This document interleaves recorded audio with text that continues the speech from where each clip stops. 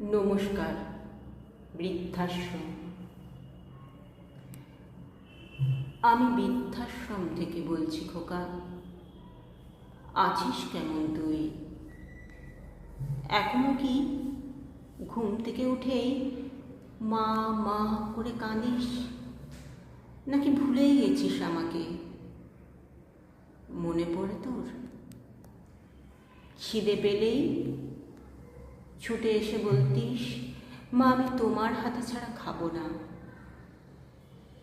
তুই যখন জয়েন্ট পরীক্ষা দিতে গেলি তখনও আমিই তোকে ভাত খাইয়ে দিয়েছি। মনে পড়ে তোর খোকা?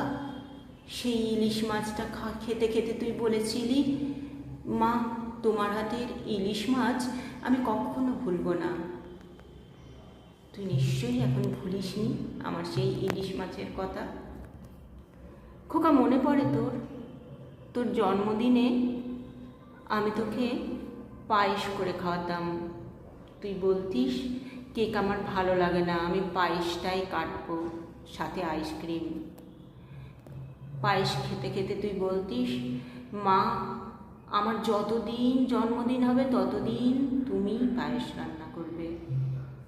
কিন্তু আজ কোথায় সেই কথা? আজ আমি একা বৃদ্ধাশ্রমে পড়ে আছি।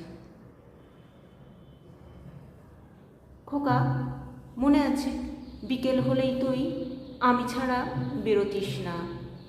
ছাদে গেলেও সেই আমি তখন বিরক্ত হয়ে বলতাম, যা তুই একটু আমার থেকে আলাদা হয়ে থাক।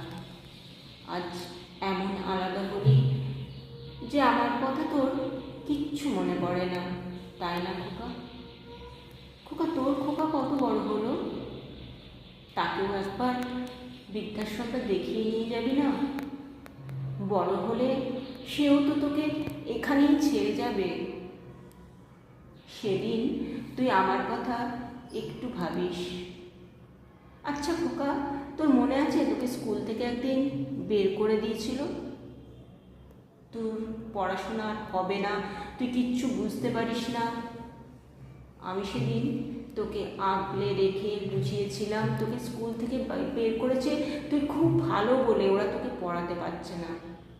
সেদিন আমি তোকে বাড়িতে ধীরে ধীরে সব পড়িয়ে উৎসাহ দিয়ে আজ তোকে তোর জায়গায় নিয়ে পৌঁছতে পেরেছি।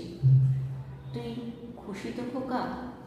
হ্যাঁ, বৌমা নিশ্চয়ই বলে তোর এই সাফল্যের পেছনে ওরই হাত। কিন্তু তুই তো জানিস কে তোর সাফল্যের পেছনে আছে। খোকা, আজ তোর জন্মদিন। জানি তোর বাড়িতে খুব বড় পার্টি হচ্ছে। তুই পায়েসের কথা হয়তো ভুলেই গেছিস। আজ তুই আমাকে না ডাকলেও আমার আশীর্বাদ তোর সাথে চিরকাল থাকবে, কারণ আমি চোখে জলে ভেজা এক নিঃস্বার্থ মা। নমস্কার।